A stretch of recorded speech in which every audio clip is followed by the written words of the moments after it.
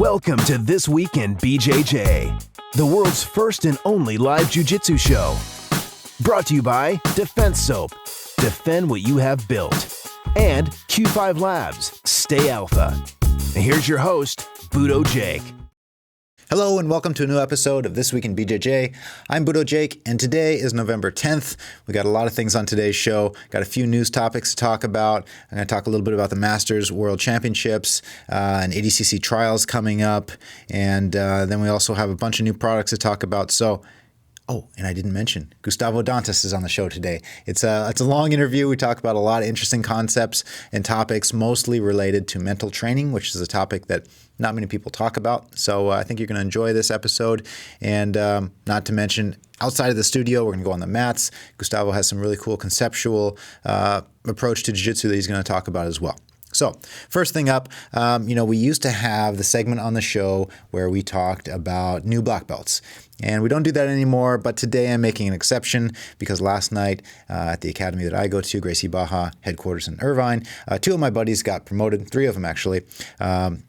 Hector Tapia, Keith, and Eddie Olange all got their black belts. So I want to say congratulations to you guys, and thanks for being great training partners. So the Masters World Championships was last weekend, and it was a huge event. It's a two-day event. I'm not going to go over all the results because there's so many Masters divisions. It would take all day to talk about all of the great competitors that were there. But I just want to talk about a little bit about the tournament. A master is somebody that's over 30 years old. That's the context that we're using the word masters in. So Masters World Championships is open to anybody over 30. And the feel of the tournament was different than a lot of the other tournaments that we cover because the competitors are slightly older. But instead of me giving my thoughts, I am going to tell you a little bit about my thoughts, but I want to share what one of the referees, Dave Jacobs, had to say on the matter. Dave Jacobs has been an IBJJF ref for a number of years. He's also head instructor at the Rock BJJ Academy in Virginia, and this is what he had to say after being a referee for both days. Dave Jacobs says, "I ref both days all day, and I saw exactly one berimbolo and maybe 3 instances of 50-50. I also saw a lot of stand-up, and, pardon the stand-up snobbery, a lot of stand-up even by people who had no clue what they were doing on their feet. I've always noticed a big difference in the respect and friendliness shown by the competitors towards each other in the Masters divisions and tournaments. You just don't see mean mugging or attitudes. The competitors actually seem to look out for each other, even their opponents." So those are some of the things that I saw as well. Great respect for everybody. Not to say that the adult competitors are mean or anything, but the adults are a little younger and they have a little bit more on the line, so they take things more seriously, whereas some of the Masters guys, they already have successful careers and families, and so they're out there a little more to have fun. But, the Masters matches are 5 or 6 minutes long, so they're much faster paced, and we also saw a little more traditional jiu-jitsu. So like Dave Jacobs says, less 50-50, less berimbolos, less open guard, less de la hiva. I saw no reverse de la hiva all weekend long of the matches that I saw. So it was a really interesting tournament. Some of the big names that were there: Comprido, Gustavo Dantas, Saulo Ribeiro, Roberto Godoy, just to name a few. But you can see the whole replay if you missed it live, or if you want to watch it again, just head on over to IBJJFTV.com. It was a 9-hour event. It's a replay of Sunday, so you can see all of that again, and excellent commentary, if I may add, by Sean Williams, Dan Lukehart, and myself. So in the interview later today, Gustavo Dantas and I are going to talk a little bit about learning from watching competition, but suffice to say, you can learn a lot by watching the Masters World Championships. So I think you will enjoy that. Once again, IBJJFTV.com for that 8-hour, 45-minute replay. Next up is the ADCC I want to talk about. ADCC is the Abu Dhabi Combat Club. It's the premier no-gi grappling tournament. They have it in different places every 2 years. The next next World Championships is going to be in Manaus, Brazil in 2015. And if you're a big name, you get invited.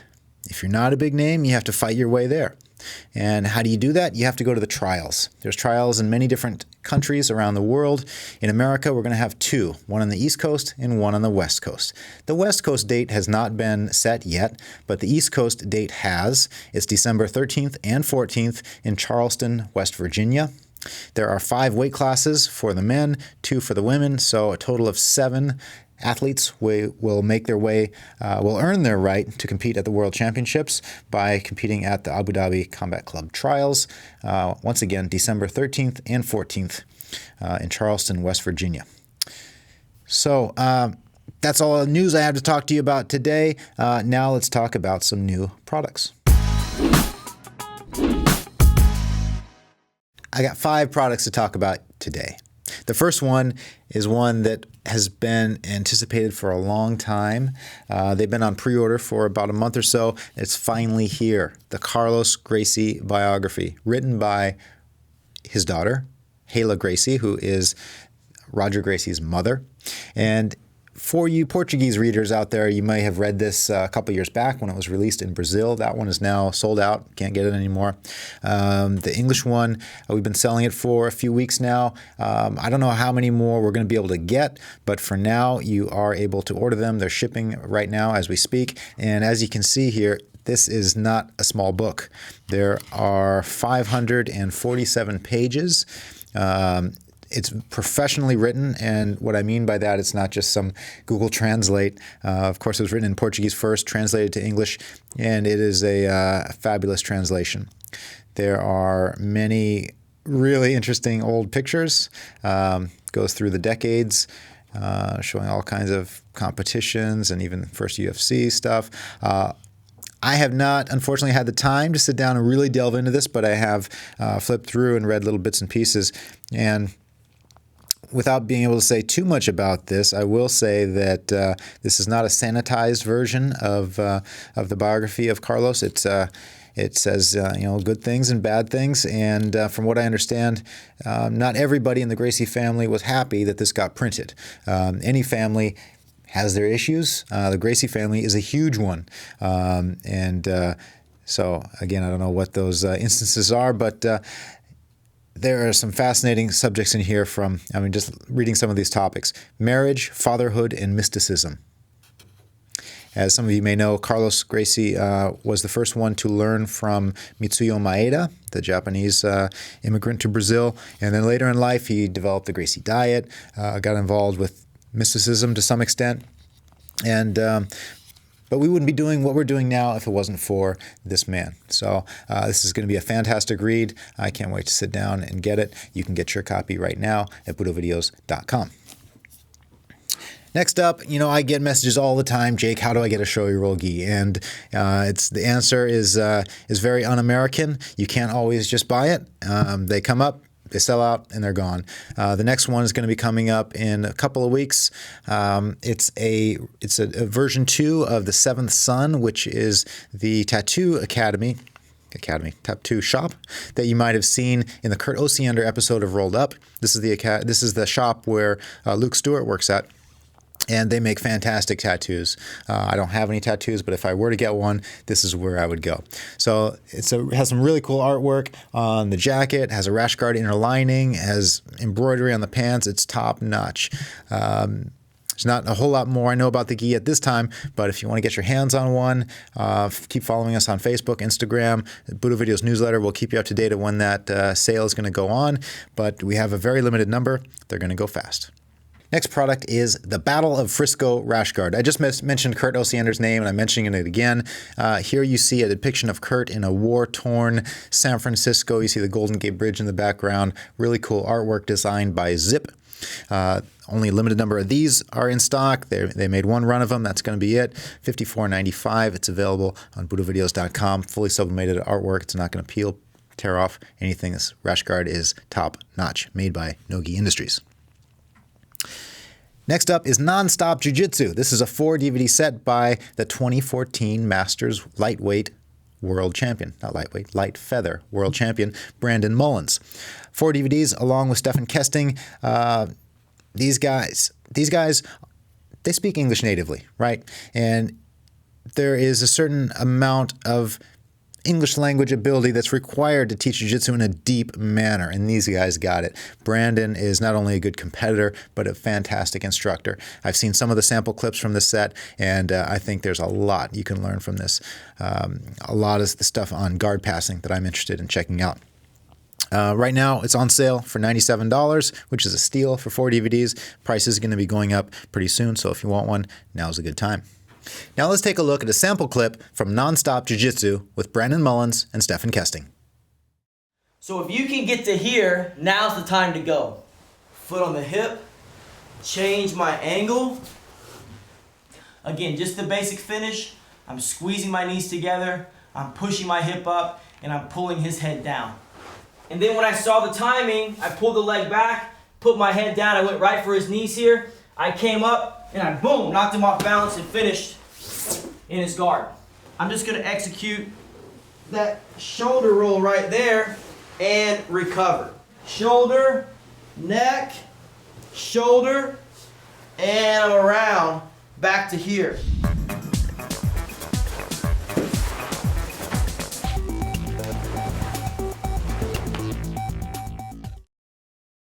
The last product to talk about today before we go to the interview with Gustavo Dantas is one that I'm very excited about.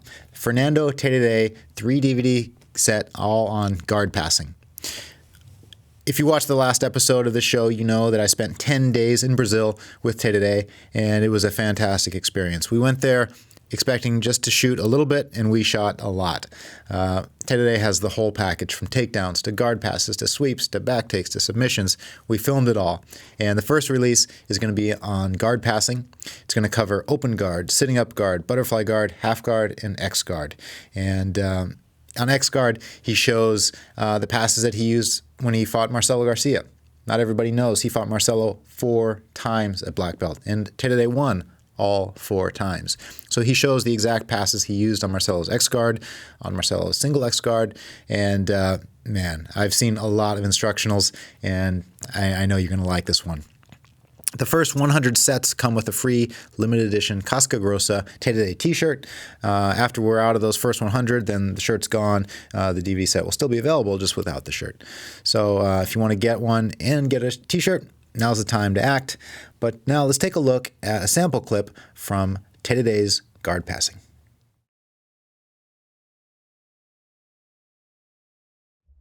Okay, so another De La Riva guard pass. This time, there's a particular way that I'm going to break his De La Riva grips.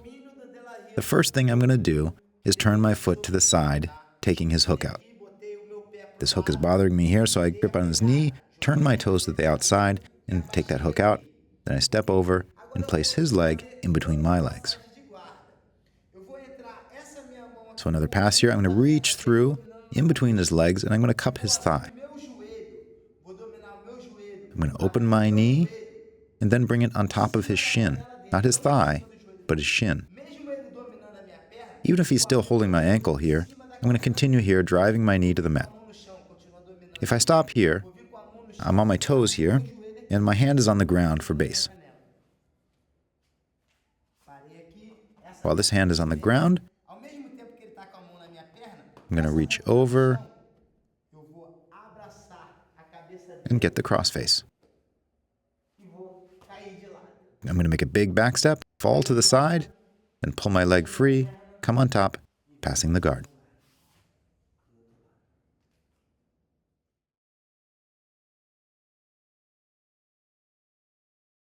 So that set is going to be shipping on December 1st, so just in time for the holidays. Okay, next up we have an interview with the one and only Gustavo Dantas. Gustavo is not only a fantastic competitor, he competed back in the late 90s. He's still competing today. He has a successful academy in Arizona. He runs his own tournaments, and he's a public speaker. His new movement is called the BJJ Mental Coach, and I went to go to his seminar, and it was really interesting. So I wanted to have him on the show today and talk a little bit more about the mental side of jiu-jitsu, a topic that is not covered so much by many other people. So it's a little bit of a long interview, but we cover a lot of interesting topics. I think you're going to enjoy it. And then we go to the mat, and he shows some things that I think you'll really like as well. So here we go with Gustavo Dantas. A lot of people think that they can't invert. But for the most part, that's not true. Almost everybody can invert. Learn how to invert, and your guard is going to be much more difficult to pass. In this section, I want to show you how often inversions are used at the highest level of competition to recover guard. Notice how Cyborg stops Glover's hips from coming forward and rotates underneath to recover guard. Show up to your academy a little bit early and do some of those solo drills, or grab a partner, do some of the partner drills, and get good at inverting.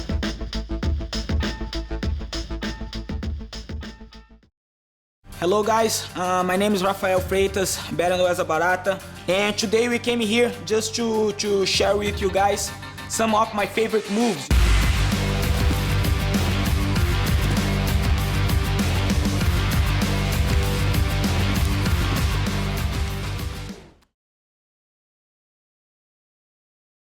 I've been doing the baseball choke for about 10 years now, and all the adults would always smash me in my guard. So this judo guy showed me this choke where I set up my grips, and every time they passed, they would get choked out. It works phenomenal if you have difficulty with the guard.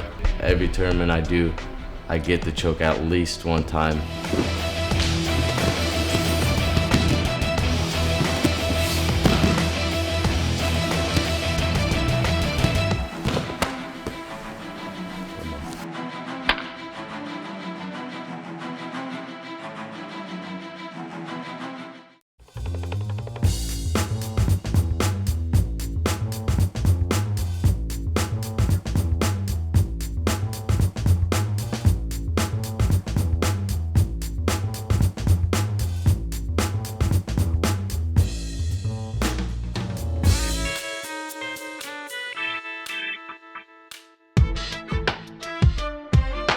This is one of my favorite positions. I first started to use it as a blue belt. I've been perfecting it over the past 10 years. It's a very underutilized position. Both me and my brother use it at a high level in competitions.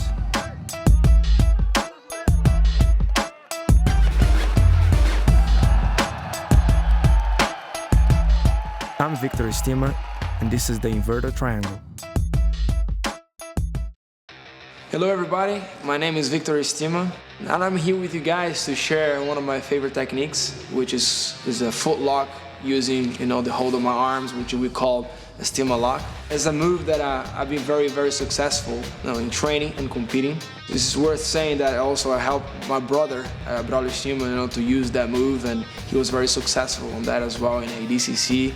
So I hope you all enjoyed, and I'm gonna make my best to give all the details about that.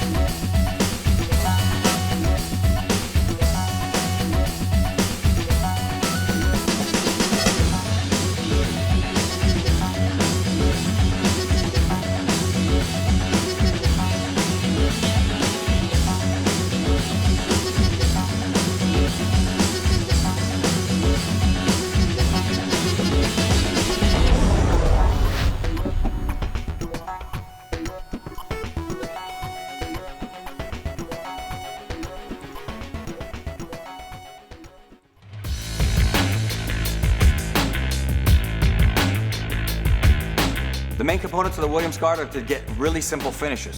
Our traditional arm lock, our traditional triangle, and our traditional omoplata. Guys, I'm here to advise you and take a look on Williams guard steps. It's a must watch. The Williams guard is a very simple part of the closed guard, and the position is a little bit unique in that you can use it in sport, you can use it in MMA, you can use it in self-defense. Last time I had a chance to train with him, I went through hell. Every time I hugged him, my arms were dominated. As long as we're using the right tool for the right job, we'll have success in the Williams guard. unbelievable moves you guys are going to be able to see in there. If I was able to learn, imagine yourself.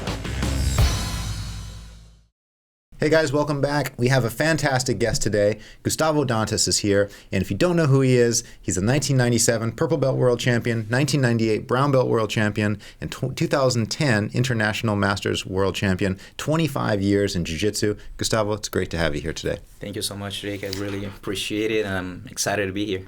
Yeah, you know, I've enjoyed watching your matches for so many years, and I had a great time at your academy a few months ago in Phoenix, Arizona. We're going to talk a little bit about that. I also want to talk about your BJJ Mental Coach program. But before that, you know, let's just talk about your academy. I have been to a lot of academies around the world, and there's two things that really stood out to me about yours. One thing was your mat space is completely walled off from the lobby, the place where the parents might be, the spectators might be. The wall goes all the way to the ceiling, but there's windows. Why did you design it like that? Well, that was the vision that I have because it drives me insane when the parents try to get on the mat.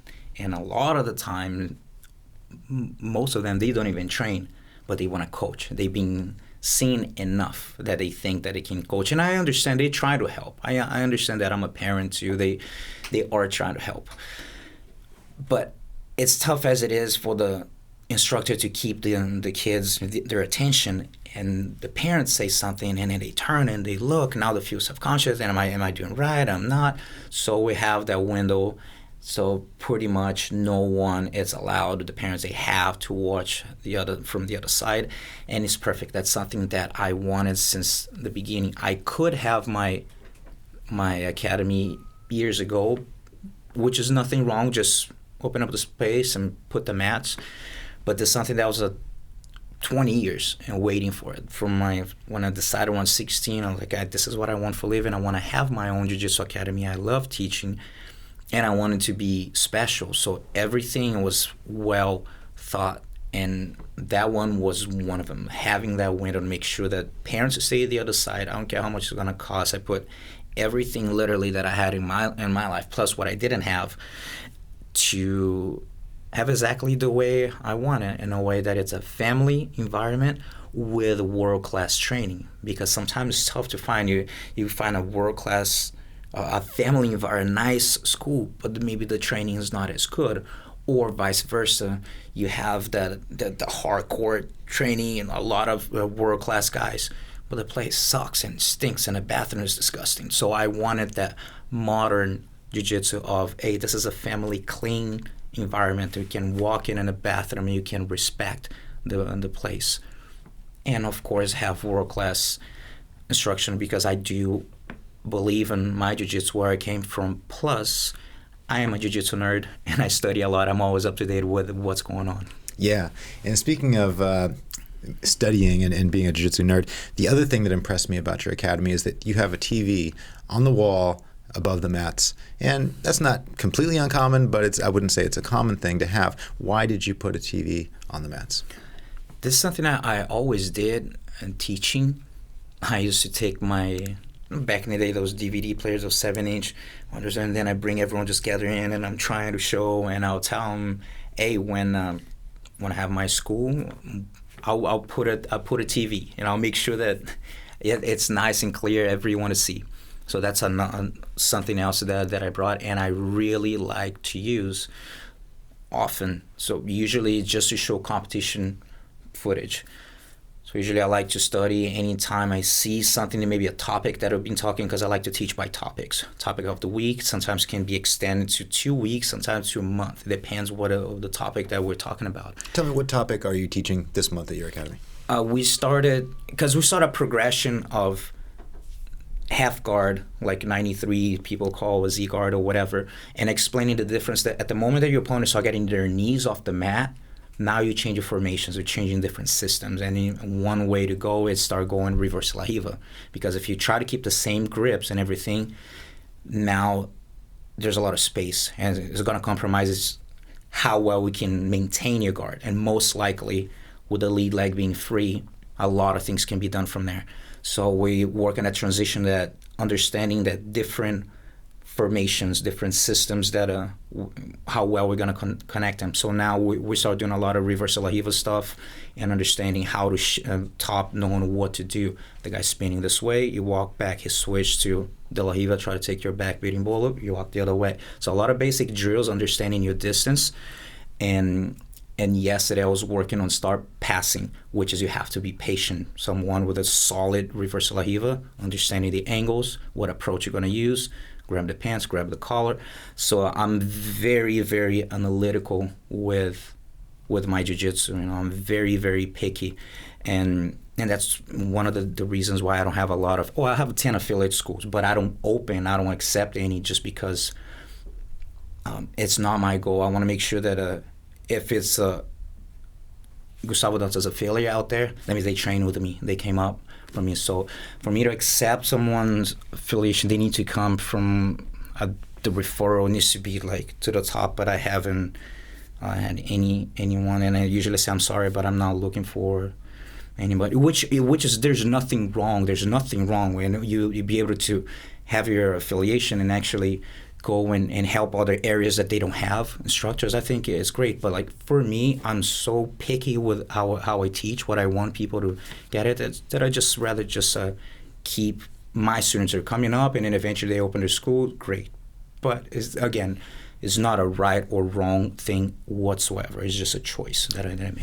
Yeah, and I really like your analytical approach to jiu-jitsu. There's not a lot of guys that I know that are so into it like you and maybe Sean Williams, Dan Lukart, who also does commentary with us. These are guys that have TVs in their academies, and they break down the latest things that are going on in the academy at the competition maybe a day or two before. I think that's so cool. And it makes me think about, I have some friends that maybe come from different martial arts, and they'll ask me, okay, jiu-jitsu is popular now, what's next? Because before that, there was ninjutsu in the 80s and kung fu before that, whatever. I don't see anything replacing jiu-jitsu. Jiu-jitsu has so many things going for it, and competition is just one of these things that you see new developments all the time. Do you think there's any other martial arts where people are studying competition footage in the academy? As far as other martial arts, I really can't say if there's one, because I don't know. Right. I really don't know. It's kind of out of my element. It's just competition for me. It's my mindset for tournaments are very different. My approach to competition it's very different, and of course it changed over the years as I started studying more about mental preparation and about personal development. So that over the years I started to change a lot, and the results started to get better at the school. I was talking with my students last night. I had a promotion, and we did really well at the Southwest Classic 2 weeks ago, and we scored like a lot of points, a lot of people winning, taking second. But the interesting thing is that I told them, less we talk about actually winning, more results we're getting. We're talking about always trying to perform to the best of your ability, always. Be your best self on and off the mat too, but with whatever tools and knowledge you have right now. This is what you have. You're just going to go win. My goal for the students is that after the tournament, I always tell them, I don't talk about the win. You already sign up. You put your name, your intentions to win. At least for me, I put my name. You see my name on the list. Gustavo is trying to win. I don't have to remind myself that. I just need to think about the process and the performance of what I'm going to use it. And I tell my students that all I want, it's on Monday, you come here and tell me, hey, Gustavo, I felt great. I felt great mentally, everything. I just made a technical mistake. My hand was here, and I let go, and the guy arm dragged me, and you know how it is in jiu-jitsu. Everything is going smooth, and you messed up just one little grip, and then the snowball starts. And so I tell him, this for me is great because it's easy. A technical mistake is easy to fix. You're a strategic or maybe a conditioning, that's easy.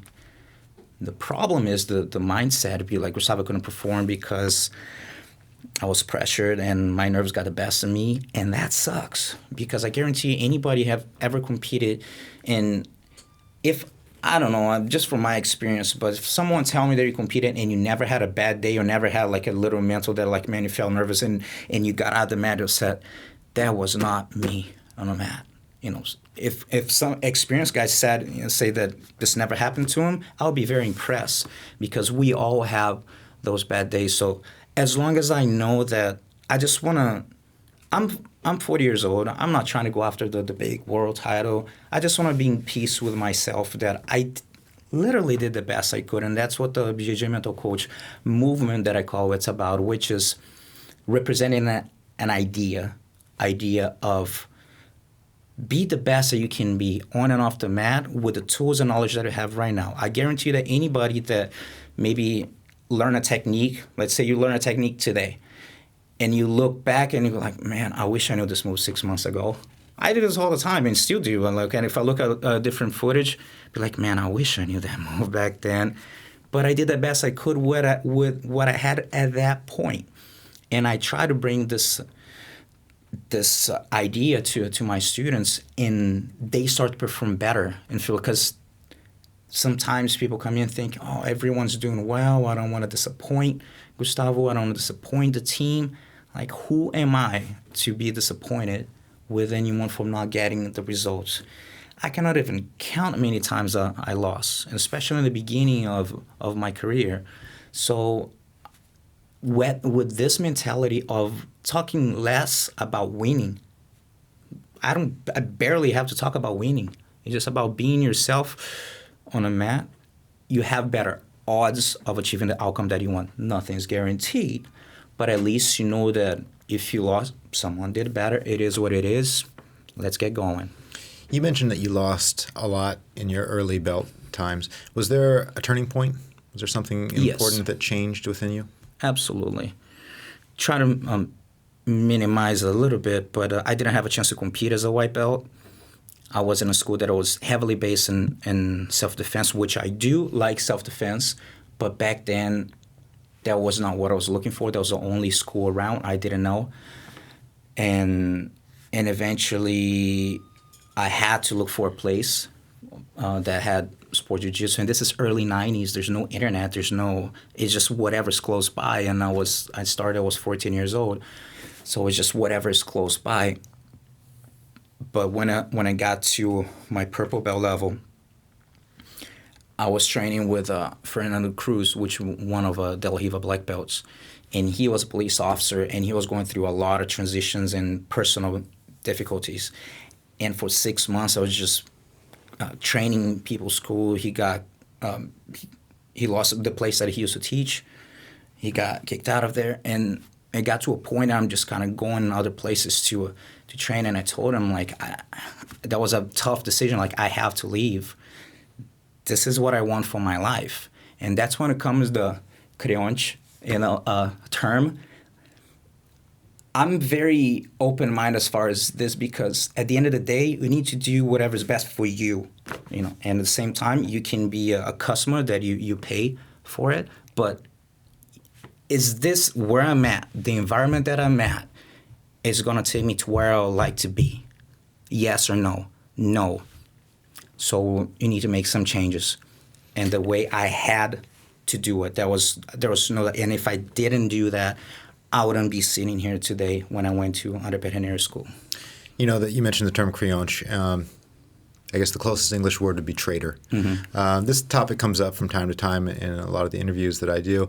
Not to spend too much time on it, but you're taking the point of view that jiu-jitsu is a service that we pay for, mm-hmm. just like going to any gym, weightlifting gym or whatever. If you want to leave, it's the customer's right to leave, which I can certainly appreciate that. On the polar opposite side of that is, no, jiu-jitsu is a brotherhood. It's a fraternity, mm-hmm. and you can't just leave easily. So this, I got you. But this is my point of view. As you start in a school, you start training, and then you always try to be loyal to instructor. But loyalty, it's about reciprocity. Also, you giving that loyalty, but you want to have that back too. And the problem is, as you move and start getting to know people, and start to, like, years go by, and you structure, and then you start growing too. And sometimes people grow apart. People do have different values. People have different beliefs. And at the moment that those values start crashing, like, I'm not down with this. It's not how I do things. And it doesn't matter. I'm a black belt. You train under me, And if you live your creonte, you think whatever you want. You know, at the moment that I value 3 things in my life: freedom of choice, integrity, and trust. At the moment that this is broken, I'm done. I don't care. You can call me creonte, you can do whatever you want. You know, and people just need to stick by whatever belief, whatever values you have. You make sure you live by. You just don't go on Facebook and say how pretty and put the nice quotes to inspire people, but you don't walk the walk.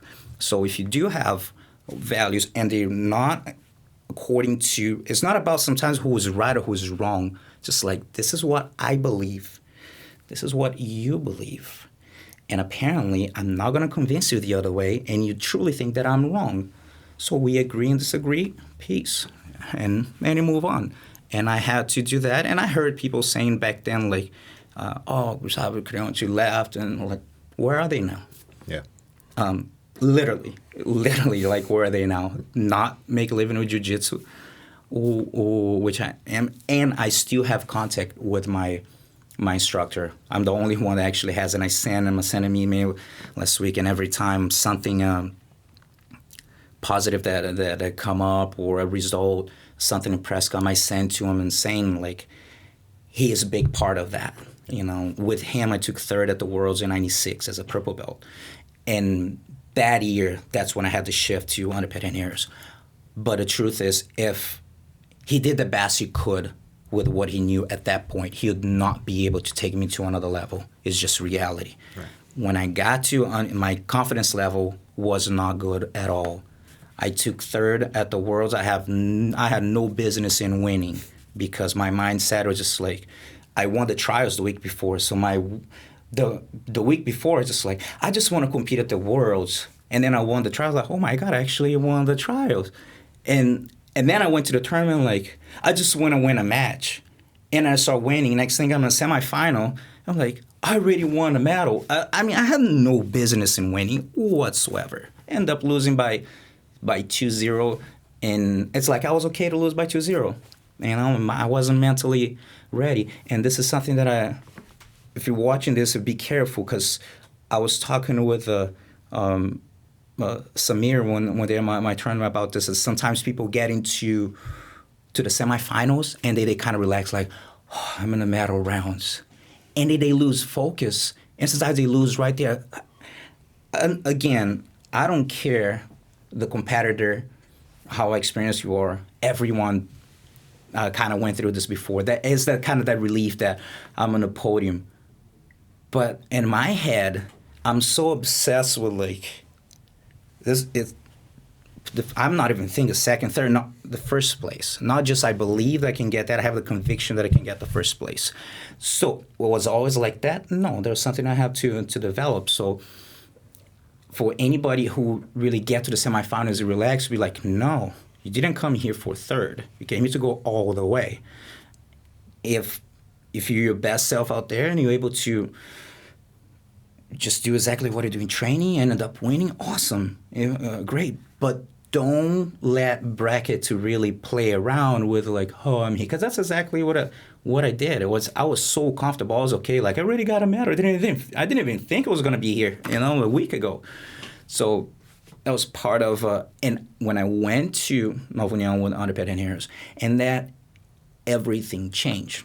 Everything changed as far as confidence level. For the first time, I started competing, started training December 1989, so it'll be 25 years now.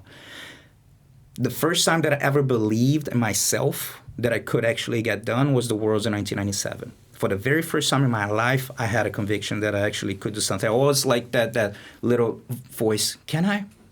I don't know. But even though I started like winning a tournament, but there's always that little doubt behind. So it took me years to start like really, without really any guidance, but just training, being surrounded by good people and good competitors. One, I'm very vocal about my jiu-jitsu role model, which is Vitor Shaolin. So guys from New York, train with him, listen what he has to say, because he is an example of work ethic. It's not by accident. He is 3 times world champion. but I've never met anybody with that kind of commitment. So I set the bar very high when some of my students say, like, I want to be a world champion. I was like, really? Okay, what have you been doing? And then I see, and like, it's just unrealistic expectation. And then they say that he wants to be a black belt world champion. I've never been one black belt adult world champion, but I've been surrounded by those guys that done not only once, which is amazing, multiple times. And I've seen what they've done. And people come into the school fooling themselves, thinking that they're going to do it. And they won't. And they won't. And this is the truth. So he kind of spoiled for me as far as like the bar. It's very high as far as you want, you made a decision, you want this, that's what you want? You want to be a black belt world champion? Very few people in the world can claim that, right? And I didn't have a chance to do it, but I would love to claim that as a coach, which very few coaches can claim that too. But there's so much that I can do. The athlete needs to do his part. I was in a good track coming up as a purple brown, and then I made a decision to move to the United States when I got promoted. And my life went to a different direction. And there was a moment that it really shook my confidence. Everything that I worked hard to build, everyone telling me, man, you're going to go there, there's no training, which you did. And I bought it, and I believed, and I just ingrained in my head that I didn't have training partners enough to take me to another level. And I pretty much was like slowly stopped competing for a while just because I truly didn't believe that I could win, and there's nothing wrong with that. And one of the things that at my school is different is that because you have this statement that guys don't talk about feelings, right? Macho, I don't show weakness, and I don't play that. You know what I mean? Like, I have something to tell, I'll spit it out. And I share that with my students because when I ask someone, how do you feel? Do you feel good for the tournament? Yeah, I feel good. Good. Good like you trained? Oh, no. Oh, so not that good. Okay, what was holding you back? I want to know so we can get to the bottom of this. And that, I totally get it when people have problems with performing, competition anxiety. Like, I really relate with, you can call the scenario. I relate with a lot of stuff. So that's why working with the BJJ mental coach is a passion that I found, a way that I can help people to overcome those fears. And not only for tournaments, but get this information and transfer to your personal life. Because it's everything that I study, let's be honest, the competitions, it's just a small part of it. The big picture, it's really how you're going to apply this in your personal life. And I truly feel like that. Because when I start to study, let's put it this way, I divided my competition career in two phases. From 1989, when I start training, all the way up to 2010. And 2010 and on. I divide in two parts. Why? Slowly, 2008, I started getting introduced to personal development and self-help, and I started to kind of studying a little more. By 2010, I decided to start studying a little more the sports psychology. And the reason why it's because I noticed that even though I was getting results and still winning, I competed at the International Master in Brazil and I won, and then I came back 2 weeks later, competing in Vegas and I won. But I was just feeling, it's just not feeling right. It's just not feeling right as far as handling my emotions, because I don't know if you can relate with this, or people at home can relate that sometimes you compete in your weight class and you feel pressure that you need to win your division. Like, man, this is my weight class, right? Especially me being a featherweight, you're a featherweight, and then sometimes you feel like a little pressure. And then you go compete at the open class, you're like, man, it feels great to lose. And like, I'm the one supposed to lose here. And then you end up like losing but performing like better, just like someone beat you. Usually they beat because they beat you. It's not because you kind of felt tense or not. And I experienced that in 1998.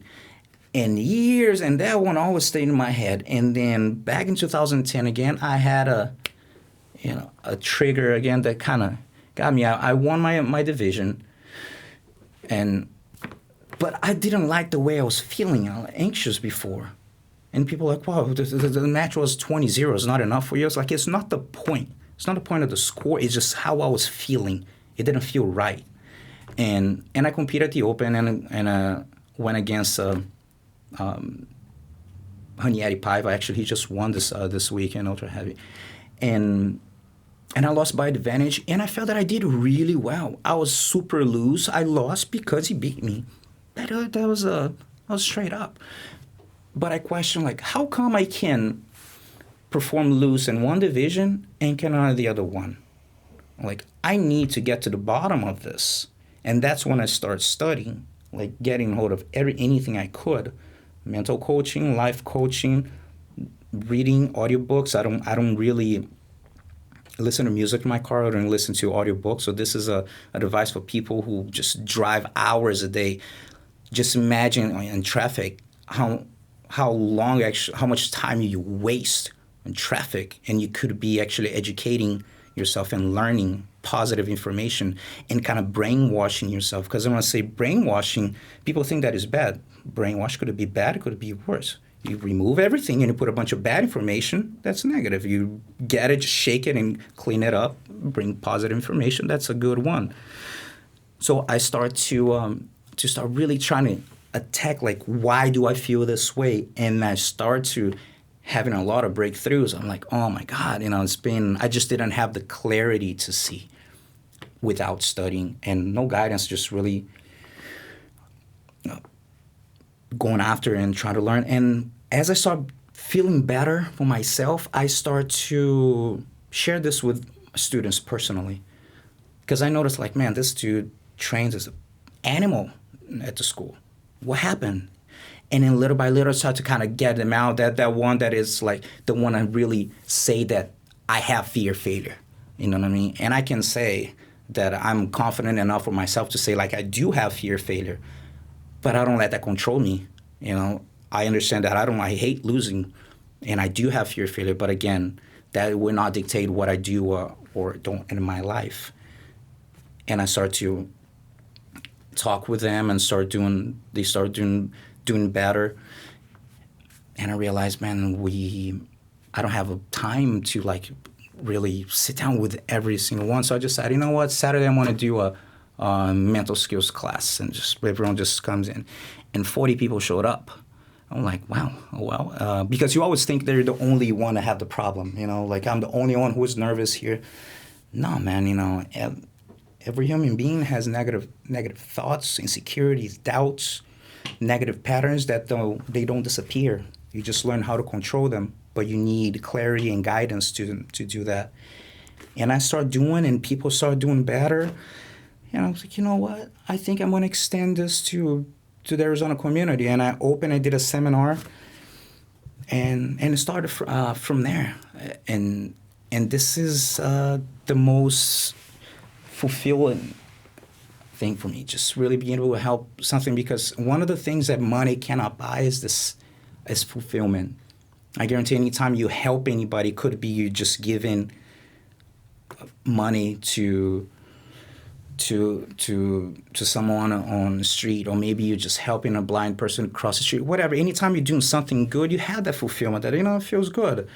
And why not do this often? And the way that I do is helping people to overcome those fears and anxieties using jiu-jitsu and using competition. So my approach to the competition, it's so different that people really don't realize how my brain works. I use competition for personal development. That's it. And like, how can you use that and transfer to your personal life? That, it's like the touche, my friend. Gustavo, I got a lot more questions for you. The topic of BJJ mental coaching is a really fascinating one. A lot more to talk about, so you guys don't go anywhere. We'll be right back. Anytime I'm fully prepared, you see Gustavo's name on the bracket, it's on. Always trying to do your best, no matter what, with the tools that you have. right now. The same way that I train for one match in Vegas, I'm going to train for 5 matches. I don't go like, yeah, it's just one match. No. I'm going to look at it the same exactly way. I don't care. Performance is performance. I'm trying to be the best that I can be.